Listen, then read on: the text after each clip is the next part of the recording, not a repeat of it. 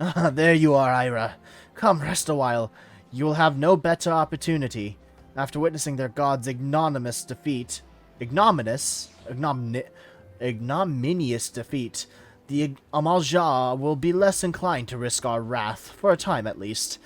Now, where were we? Oh yes, I was in the process of apologizing. I do hope you can forgive me. I arrived too late to be of any use, to you or the abductees. They may be whole of body, but the same cannot be said for their minds, for once a man is tempered. Ah, but it still ill-suits me to dwell on the negatives. Amidst all our misfortunes, there is still reason to rejoice. Ifrit is slain, and by your hand, no less. That is the deed of no ordinary individual, Ira, nor that I ever thought you were ordinary. On the contrary, I have long suspected that you may have the potential to shape the fate of this realm. What can I say? My fine eye for talent remains undimmed. Minfilia will be proud beyond all reckoning when she hears of your deeds. I trust you shan't object to my bearing the tidings to her. That way I may claim to have contributed something to this mission. You, meanwhile, have earned yourself a rest. Take some time to relax and return to the Waking Sands when you are good and ready.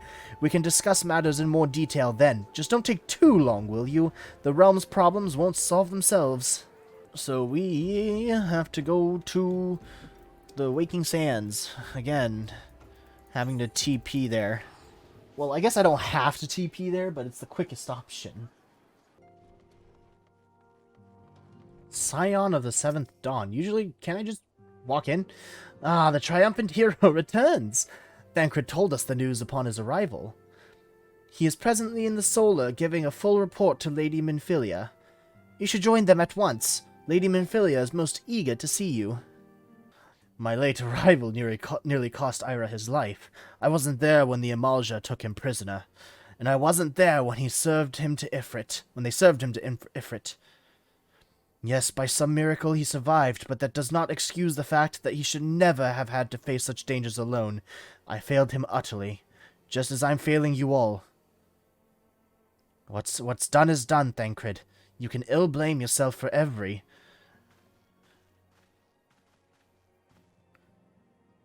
Ira, it is so good to see you again. Impeccable timing, my friend. I had just finishing regaling Minfilia with your heroic exploits. Thancred has told me everything. You have done well to return to us. The perils you faced were undeniably great, yet a part of me believes that I had no cause to fear, and now we can put paid to our long investigation. As we suspected, the Amalja undertook both the robbery and the abductions with the aim of summoning their primal Ifrit. Nor is this tale limited to Ul'dah. Similar incidents have been rife in both Limsa Lominsa and Gridania of late. I dare say you've been curious as to how these crimes are linked to the primals. Permit me to explain. Having manifested in the physical realm, primals must consume aether if they are to maintain their presence here, and the stronger they become, the more aether they require. Now, aether exists throughout creation. It flows through all life and permeates the very air we breathe. Alas, this alone will not suffice to sustain the likes of Ifrit. Nay, he and his kind require a more concentrated source of aether, crystals. It is for this reason that incidents involving crystals can often be traced back to a primal. Which leaves us with the why of the abductions. To understand this, you must first understand how primals are born. When all is well in the world, primals possess no physical form. Their essence is dispersed across a great river of aether. However, when the world is plunged into chaos, those who worship the primals cry out to their gods for deliverance from suffering. These cries serve as a beacon towards which a primal's essence is irresistibly drawn. It is this coming together, or etheric coalescence, which grants the being's physical form. Once born, a primal gains strength from its followers' worship. The more numerous and fervent they are, the more powerful their gods become. But the primals are seldom satisfied with such reverence as their adherents freely give, and in order to gain more power, they do not scruple to create followers. They do this by tempering mortals, a process to which you yourself were subjected. Yet, even as Ifrit took your comrades in his thrall, you alone remained unaffected. This is thanks to the power you possess, the Echo. We know not the why of it, but those blessed with the Echo are immune to primal influence. It is as if It is as though a greater power protects us. When first you came to us, you told us that the Echo would be instrumental in dealing with the primal threat. I trust you now begin to see why. The recent incidents all share a common trait: meticulous planning. Such elaborate designs are a new development, and one which fills me with an unshakable sense of foreboding. While I share your concern, my presiding feeling is one of relief at your safe return. The immortal flames assured me that they will deal with the aftermath, so you need not concern yourself with that. Let me turn up the volume again so you guys can hear this music. Oh, I missed a text box. No! You may be sure it won't last long. Once the people learn the identity of the hero who felled Ifrit, I fear you will have nary a moment to yourself. I'm gonna be famous. Why so slow? Whether she intended to or not, Minfilia neglected to tell you something. Something I think it would be best you heard from one of us.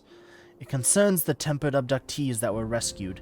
I am sorry to report that all are to be put to death, the flames with whom you were imprisoned included. Needless to say, this information must not be made known to the public. I swear to you that we would not do this if there were any other recourse, but once a man is tempered, he is tempered for life. His very existence lends strength to the primal whom he cannot choose but worship.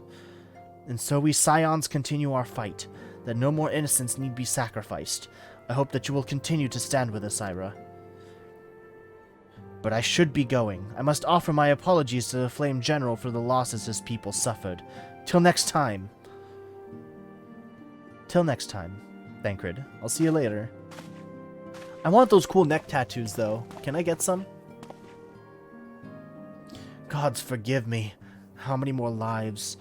Louisoix would never have allowed this to happen. I have to do better. I have to be stronger.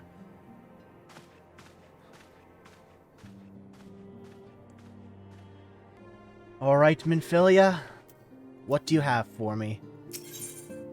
Minfilia is wearing a wry smile. Might it have something to do with your newfound fame? Until not so very long ago, you were but one of the many adventurers seeking to make their way into Eorzea. But for your character and courage, you were raised to the esteemed post of Envoy. Thereafter, you traveled the realm, aiding those in need without thought of reward, confirming to Ida and Papalymo that the Scions would benefit from your aid. And no sooner had you joined us than you personally bested the primal Ifrit. You have achieved a great deal in a short time, and won fame in so doing. Alas, fame does not come without a price, as you will soon discover.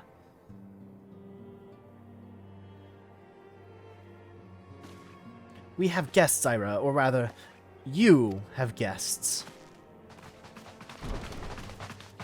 Beg pardons. Who are these three? Lady Minfilia, radiant as always. Flame Serpent, I am given to understand that the Scions of the Seventh Dawn have but recently welcomed a new hero in their midst. Storm Officer, I'm here on behalf of the Maelstrom, Grand Company of Limsa Lominsa, to offer said hero a place of honor within our ranks. As you can see, Ira, your recent exploits have garnered you the attentions of the Grand Companies of Eorzea. Each organization would have Ifrit's bane for its own. To this end, all three officers have sent to court you.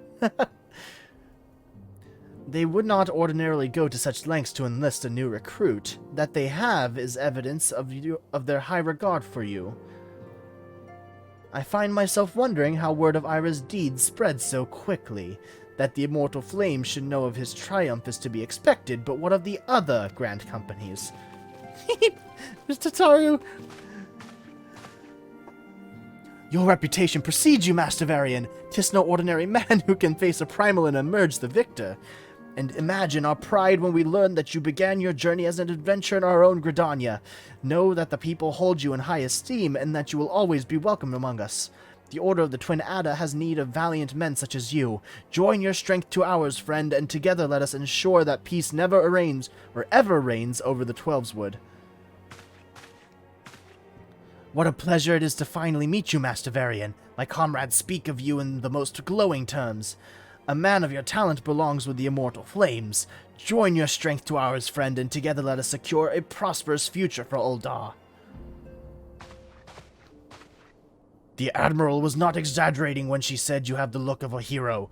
Full often does she speak of you, friend. It is only natural that we should want you for the Maelstrom.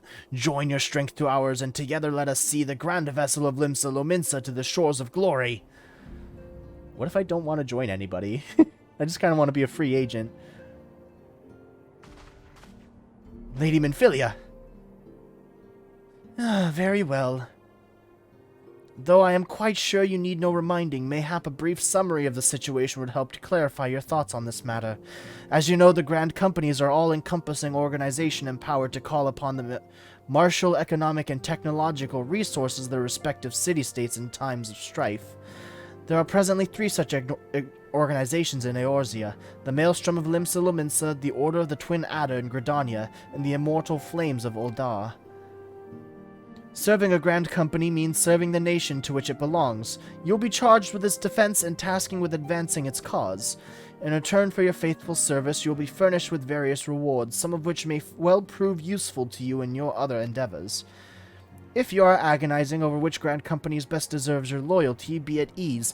The commitment you make this day may not be permanent. Should you wish to shift your allegiance at a later date, you are entitled to do so, and yet I concede that it is no small choice you face. The thought occurs to me. You will, of course, recall that the 3 city-states are planning to hold remembrance services. Well, as a part of the proceedings, I am given to understand that the leader of each Grand Company will deliver an address. Hearing these addresses ought to help you make informed decisions. What say you, my dear officers? A fine suggestion! You are as wise as you are beautiful, my lady. Very well. Let Ira hear our leader speak, then return here with his decision. We eagerly await your answer. Where are they going? The door is behind them. I know full well that adventurers are by their nature a liberty-loving breed and not best suited to the discipline of military service, but I strongly urge you to join a Grand Company nonetheless. While the promise of reward is enticing in itself, it is not the only benefit. You are possessed of great power, Ira, and with it you are capable of doing untold good. Yet know that great power is wont to attract attention, not all of it friendly. There will be those who wish you ill, and you must needs be on the lookout for them.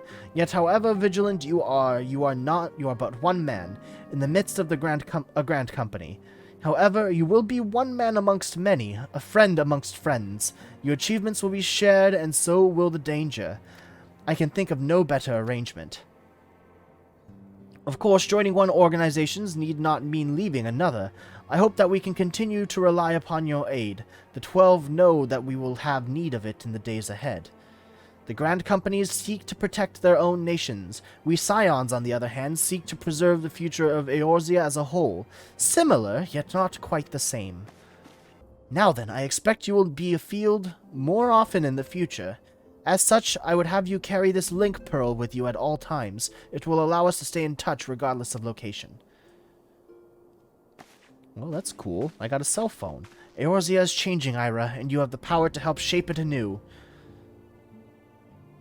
None can say what the morrow will bring, but so long as we believe in ourselves, there is naught we can achieve. Now it is time you made ready for your journey. Before you depart, be sure to speak to Tataru. She will apprise you as to where and when the remembrance services are due to take place. Alright, so I'm gonna have to make a decision. I'm probably gonna go with the Gridanian Twin Adders. Just because that's where I started. And that just kind of makes sense. I mean, I think I'm going to be spending a lot of time in Limsa as well. So that would also make sense. But I think Gridania, especially since I have a lot of a ways to go still with my Bardic and Archer training. I just noticed, she's fucking standing on her chair in order to write. She's not sitting down. I'm sorry about all the attention you're getting, Ira. I might have sung your praises a bit too loudly and often to a few too many people. Next time, I'll be sure to hold my tongue, literally, if necessary. Anyway, I expect you want to know where and when the Remembrance services are taking place. If all goes to plan, Gridania's Grand Company, the Order of the Twin Adder, will hold the first of the 3 services, and Elder Seedseer Kane Sena will deliver her address at Miketo's amphitheater. I should probably mention at this point that due to the organizational challenges involved in assembling all the involved parties, it's possible that the order of the services might change. Still, there's not much we can do about that, so make Gridania your first port of call. Next, you'll need to go to Ul'dah, where the Flame General Rabban Alden will be addressing the masses at the Royal Promenade. Oh, and it's rumored that there will be a special guest. How exciting. Last but not least, you must make your way to the stateroom in Limsa Lominsa, where Maelstrom Chief Admiral Mervib Blofishvin will be giving her address. The room is accessible via the Admiral's lift. Identify yourself to the sentry Xanthael, and he will admit you. Got all that? Well, off you go then. I hope you find the Remembrance services suitably educational. I suggest visiting the city-states in my prescribed order, though with your record of impeccable timing and luck, the schedule may well change in favor of your preferred travel plans. Farewell. Good. I am going to Gridania, first and foremost, in order to get my archer training done. Now, I need to find a place that can... where I can get to Gridania without paying an arm and a leg. I may just end up having to TP myself to Ul'dah so I can take an airship. If I can take myself to some place that has a shipyard. This place goes to Limsa. You know what? I'm just gonna teleport. Oh yeah, I can shell out 313 gil, no problem. Let's go talk to, Archery Mom. Lucienne, how have you been? Guildmaster Lucienne wants you to attend to your fellow archers. Ah, Ira, I had hoped you would come. You may be able to help. I am concerned about Lay and Silver.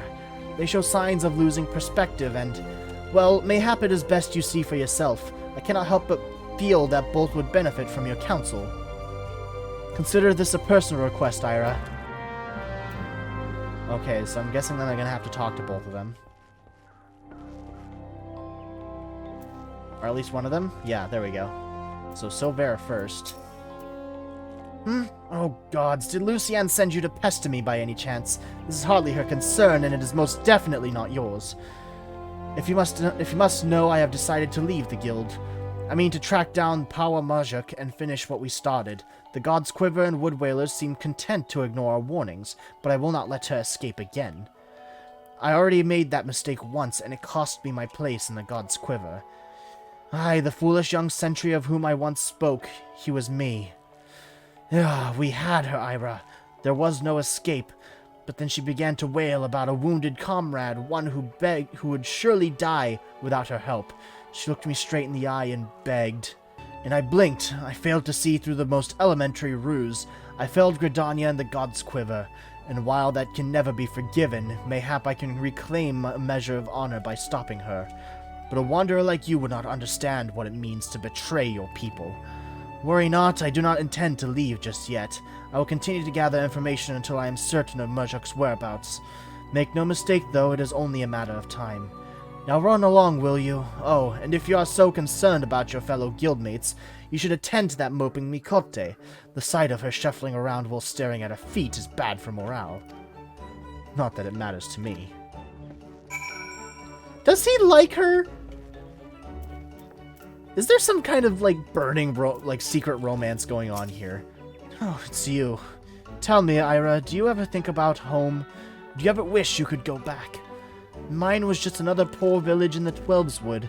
The fields were more stone than soil, and merchants hardly ever bothered to visit. We didn't have a lot, but we didn't need it.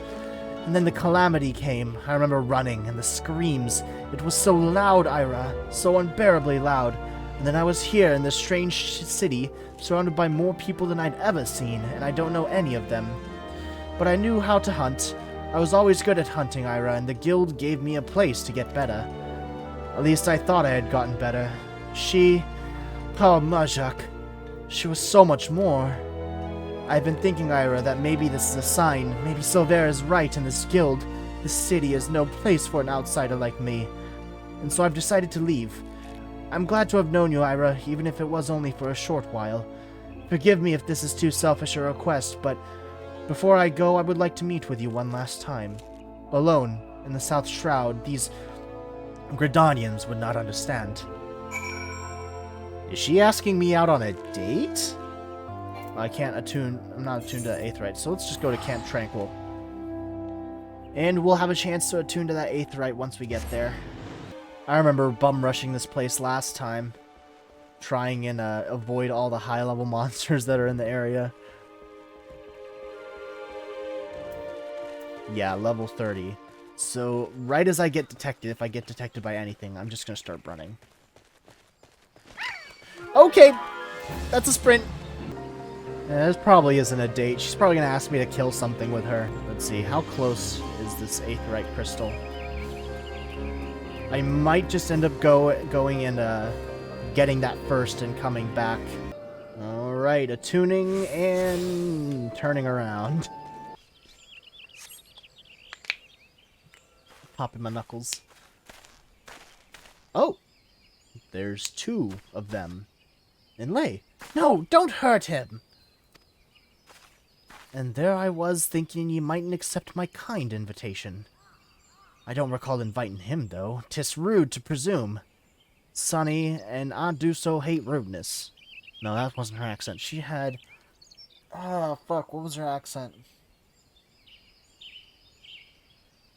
Oh, it'll come to me in time. Wait, it's not his fault, it's mine. I invited him. He is a member of the Archers Guild like me, and he is not Gridanian. I do begin to recall his face. I knows how... that's not it. Fuck, what was her accent? I do begin to recall his face. I knows how to hold that one, hold a bow, that one. Well, he ain't the typical recruit, but I reckon I might be willing to make an exception. No, that's not fucking it. Oh god, it's like right on the tip of my tongue, but I can't fucking remember. Alright, I'm just gonna move on. No, it's not like that, it's just... I wanted to say goodbye. Ira, ever since I met Paua, I've been at a loss, but I realize now that my place isn't at the guild with the Gridanians. They'll never accept me. This is where I belong, with my people, carrying on our traditions, our archery, not Gridania's. It's all I have left, Ira, so I'm going with Paua. Maybe you don't understand now, but just promise me you won't tell Lucienne, or Silver.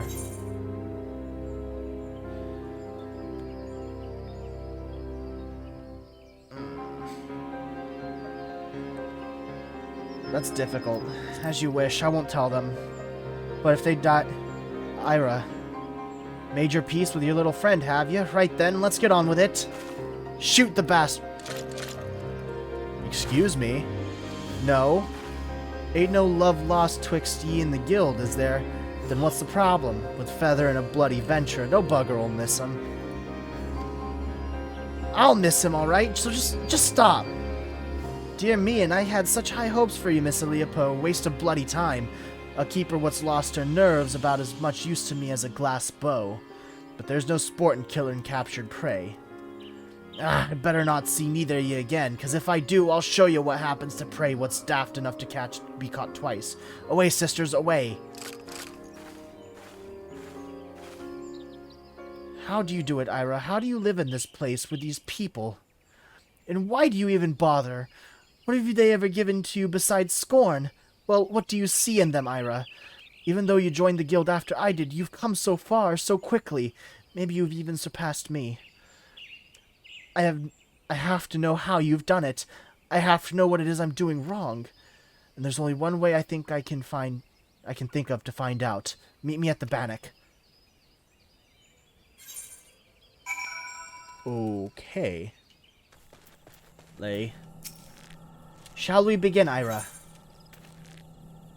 Commencing battle homecoming, level 29. Then defend yourself. Show me what these people have taught you. Oh, okay. I said fight me, damn it, why are you holding back? But I'm not holding back. I'm literally just dishing out damage. For my people, for my family, for me. I see now. What do you see? I've just been clicking buttons. It's so simple. You have opened your eyes and I look beyond your master's faults. You have accepted their teachings and taken them to heart, even Silver for all his bigotry, wishes only to preserve his traditions. I lost sight of everyone else's struggles and became obsessed with mine own. I was so afraid to let go of my cherished notion of archery, my family's notion, and learn another way. I didn't want to betray them or dishonor their memory. But I have a family here, too. A family that sees the wider world, and that is willing to show me how blinkered I have become. As archers, we train our eyes and minds to be unforgiving, to defy any attempt at concealment, and discern the naked truth. It is little wonder, then, I have neglected to look inside myself until now. Though unquestionably worthwhile, I have found the experience rather excruciating.